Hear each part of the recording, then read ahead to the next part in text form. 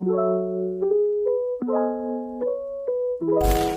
semuanya, perkenalkan nama saya Husni dan kali ini konten saya tidak ada di gunung atau di luar sana. Saya akan merekomendasikan 5 gunung yang cocok untuk pemula. Belakangan ini kegiatan mendaki mulai digemari di kalangan kita. Mungkin karena ramainya konten-konten di media sosial seperti Reels, TikTok, dan media sosial lainnya, sehingga orang tertarik untuk mencoba mendaki gunung. Saya sarankan sebaiknya untuk menjajal gunung-gunung yang akan saya rekomendasikan. Gunung-gunung yang akan saya rekomendasikan terbilang cukup mudah.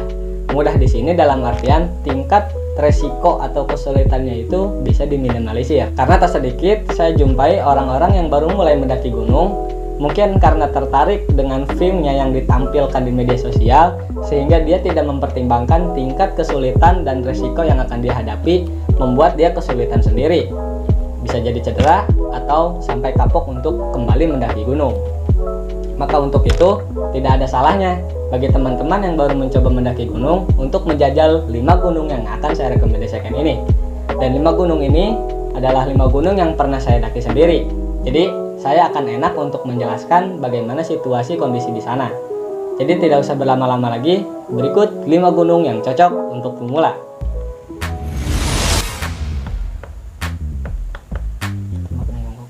Pertama adalah Gunung Bongkok.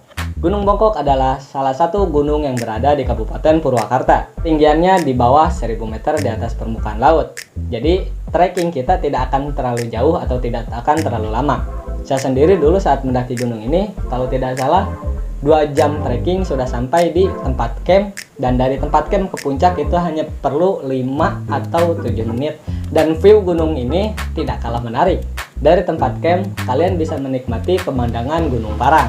Dari puncak pun, kalian bisa menikmati sunrise maupun sunset ketika cuaca sedang terbuka. Tingkat kesulitannya di sini, mungkin treknya yang agak licin karena dipenuhi dengan bebatuan, apalagi kalau disiram dengan hujan. Terus, banyaknya kera, namun jangan khawatir. Kera di sini tidak menyerang seperti gunung-gunung yang ada di samping-samping Gunung Bongkok, seperti Gunung Lembu. Gunung Lembu, kenapa saya tidak rekomendasikan? Karena Gunung Lembu, keranya itu dia menyerang atau brutal, sehingga kita tidak akan merasa nyaman atau resah ketika saat mendaki. Dan Gunung Bongkok ini suhunya tidak terlalu dingin. Jadi bagi teman-teman yang belum kuat atau belum siap menghadapi dingin, kalian jangan khawatir. Di sini dinginnya normal, sehingga tingkat resiko hipotermianya itu hampir tidak ada.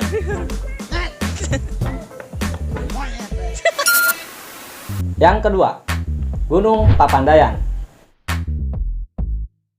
Gunung Papandayan mungkin cukup populer di telinga kalangan pendaki di Jawa Barat. Gunung yang ramah keluarga ini memiliki ketinggian kurang lebih 2665 meter di atas permukaan laut, terletak di Kabupaten Garut. Saat saya altimeter di parkiran itu sudah ada di ketinggian 2000, dan ketika di tempat camp kurang lebih ada di 2200 meter di atas permukaan laut. Dengan perjalanan santai dan tidak begitu curam, pendaki bisa menikmati indahnya kawah-kawah yang ada di Gunung Papandayan ini.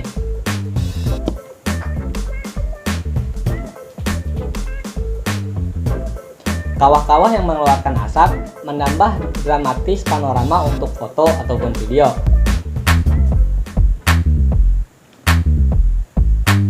Terdapat sunrise camp Gaberhut atau Pondok Salada untuk kita mendirikan tempat camping.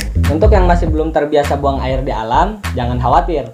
Gunung Papandayan ini tersedia begitu banyak WC di trek maupun di tempat campingnya. Dan juga di sana terdapat banyak warung sehingga kita tidak perlu capek-capek atau tidak perlu berat-berat untuk membawa logistik dari bawah. Dan ada tambahan lagi, kalau misalnya capek bisa memakai jasa ojek untuk sampai ke tempat camp. Namun saya sarankan tidak usah, kalau begitu sensasi mendaki gunungnya itu tidak ada. Kalau mau memakai jasa ojek, paling mengojekkan barang-barang kita yang akan dipakai untuk di tempat camp saja. Mungkin dari tingkat kesulitan Gunung Papandayan ini terletak di suhunya yang begitu dingin. Jadi bagi teman-teman yang ingin mencoba mendaki Gunung Papandayan, lebih dipertimbangkan lagi karena dinginnya itu lumayan cukup menusuk. Peralatannya harus lumayan cukup proper.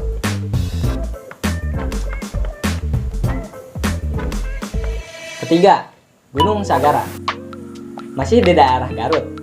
Gunung Sagara juga masuk kategori gunung yang cocok untuk dicoba untuk orang yang baru mendaki gunung. Gunung dengan ketinggian 2132 meter di atas permukaan laut terbilang mudah-mudah susah. Cuma untuk merasakan sensasi hutan lembab dan view puncak yang eksotis, gunung ini patut untuk dicoba.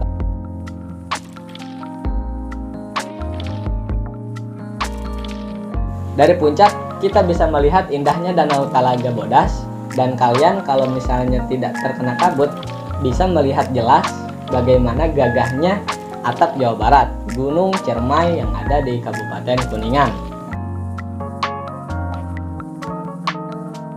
Santai-santainya sampai tempat camp trekking kurang lebih 4 jam dengan kontur tanah yang lumayan licin, berakar, agak curam, tapi banyak bonusnya juga.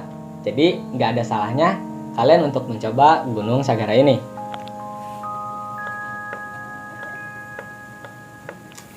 Keempat, Gunung Prau. Gunung Prau merupakan gunung sejuta umat yang terletak di Kabupaten Wonosobo, lebih tepatnya di dataran tinggi Dieng. Aksesnya yang mudah serta memiliki banyak jalur yang cukup ramah untuk pemula. View-nya juga juara, membuat betah mata untuk menatap lama-lama panoramanya. Apalagi kalau teman-teman cukup beruntung bisa mendapatkan golden sunrise dengan menghadap ke Gunung Sindoro Sumbing sebagai view-nya.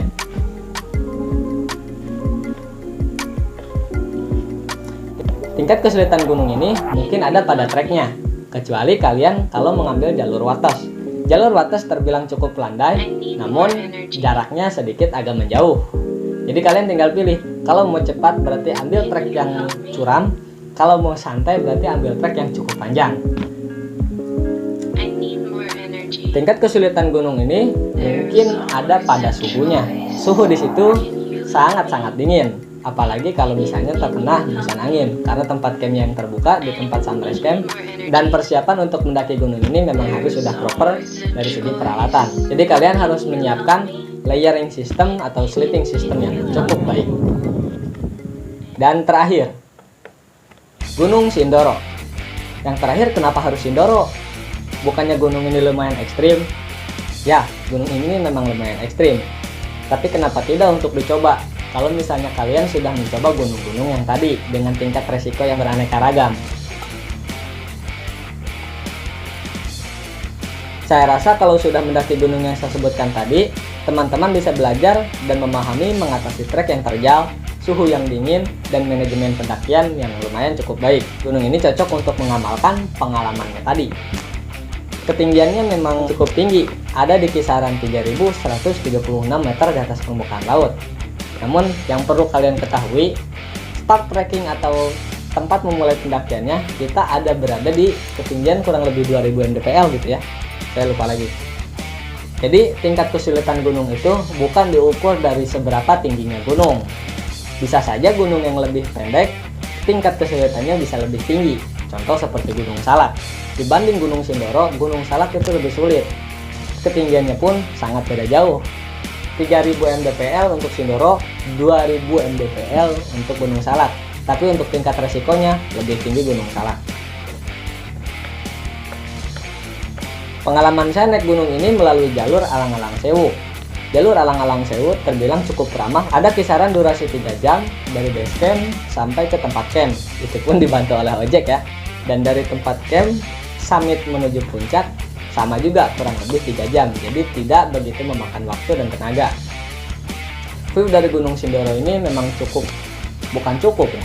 View dari Sindoro ini sangat menakjubkan. Kalian bisa menikmati hamparan lautan awan serta gagahnya Gunung Sumbing yang ada di depannya. Sebenarnya tidak harus sampai puncak. Di sunrise camp pun kalian bisa melihat bagaimana gagahnya Gunung Sumbing dan lautan awan yang terbentang memanjakan mata.